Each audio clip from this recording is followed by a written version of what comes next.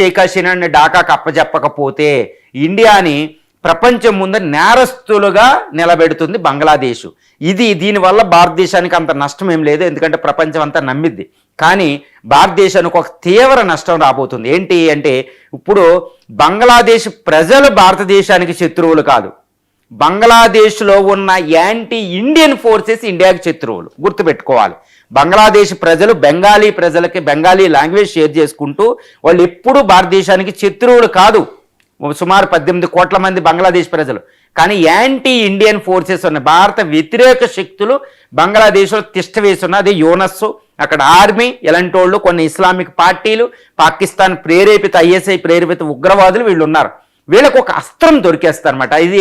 ఇదిగో చూడండి బంగ్లాదేశీయులారా, మీరు భారతదేశం అంటే ఇష్టపడుతూ ఉన్నారు, ఈరోజు షేక్ హసీనాని అక్కడ పెట్టుకుని ఎన్ని చేస్తున్నారని ఒక భూతం కింద చూపిస్తారు. అంటే ఏంటి, భారత వ్యతిరేక శక్తులు స్ట్రెంగ్తన్ అయిపోతాయి అనమాట. అది ఒక ప్రిటెక్స్ట్, ఒక నేపంగా తీసుకుని ఇక భారత వ్యతిరేకత మొదలు పెట్టేస్తారన్నమాట. శాశ్వతంగా భారత బంగ్లాదేశీయుల ప్రజల మధ్య సత్సంబంధాలు దెబ్బతీస్తారు. కాబట్టి ఇండియాకు అది ఒక విషమ పరీక్ష.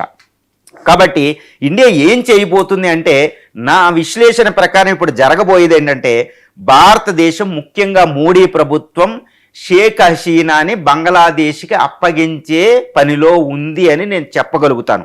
ఏ విధంగా అంటే, భారతదేశం షేక్ హసీనాని